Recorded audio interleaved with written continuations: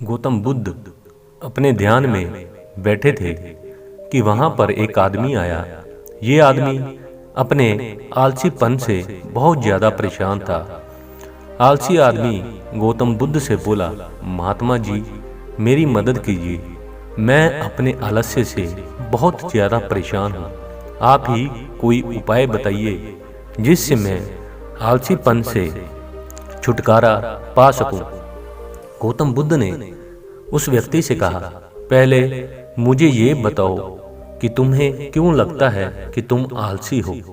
आलसी आदमी बोला, सिर्फ मुझे नहीं, मेरे परिवार वालों को और मेरे आसपास के सभी लोगों को ऐसे लगता है कि मैं आलसी हूँ। गौतम बुद्ध ने फिर उससे पूछा, क्या तुम जानते हो आलस्य होता क्या है?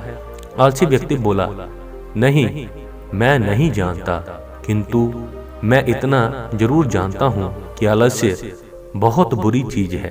इसकी वजह से मुझे बहुत नुकसान हुआ है जीवन में। गौतम बुद्ध बोले, जिस परेशानी से तुम छुटकारा पाना चाहते हो, पहले उसके बारे में पूरी जानकारी ले लोगे तो उससे छुटकारा पाना आसान हो जाएगा। आलसी व्यक्ति बोला, भगवान इतनी बुद्धि तो मुझ में नहीं है, आप ही मुझे इस समस्या के बारे में जानकारी दीजिए। गौतम बुद्ध बोले, आलस्य एक मानसिक अवस्था है, एक विचार है जिसे जाने अनजाने में हम खुद ही जन्म देते हैं। आलस्य दो मूलभूत कारणों की वजह से ही जन्म लेता है, एक है शारीरिक और दूसरा है मानसिक। शारीरिक कारणों में पहला कारण है गलत तरह का भोजन। हम सभी जानते हैं कि हमारे शरीर को भोजन से ऊर्जा मिलती है और ये ऊर्जा सजीव चीजों से मिले तो अच्छी, यानी कि प्राकृतिक रूप से जो हमें भोजन की वस्तुएं प्राप्त होती हैं, उनसे अगर ये ऊर्जा मिले तो हमारा शरीर इससे अच्छी ऊर्जा प्राप्त करता है। इससे उलट यदि हम निर्जीव वस्तुओं से ऊर्जा प्राप्त करते हैं तो ये हमें आलस्य की ओर ले जाता है। दूसरा कारण हमारी शारीरिक गतिविधियां भी हमें आलस्य के चुंगल में फंसा सकती है। गौतम बुद्ध ने आलसी व्यक्ति को अपने शिष्यों की तरफ इशारा करते हुए कहा कि देखो, इनके चलने फिरने बैठने के तरीकों में तुम्हें कुछ अलग नजर आ रहा है। जब आलसी व्यक्ति कुछ समझ नहीं पाया तब गौतम बुद्ध ने उससे कहा, मेरे शिष्य जब भी बैठते हैं तो वह रीढ़ की हड्डी को एकदम सीधा रखते हुए बैठते हैं। चलते हैं तो उनके दोनों पैरों के बीच अच्छे से संतुलन बना रहता है और जब वह सोते हैं तो उनका शरीर एकदम शिथिल रहता है। ऐसा करने से उन्हें रात्रि में एकदम सही तरीके से नींद आती है।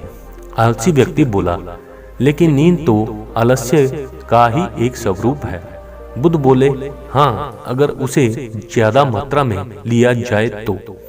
बुद्ध ने इस बात को आगे बढ़ाते हुए कहा, नींद कम मात्रा में लोगे तो तुम्हें अगले दिन थकान महसूस होगी और ऐसा करने से ज्यादा आलस्य शरीर में आएगा।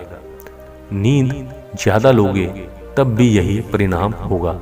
इसलिए नींद को ना ज्यादा ना कम, एकदम सही मात्रा में लेना अति आवश्यक है।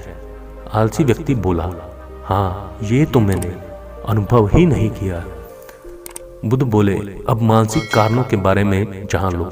मानसिक कारणों में सबसे पहले है हमारी पुरानी गलत धारणाएं।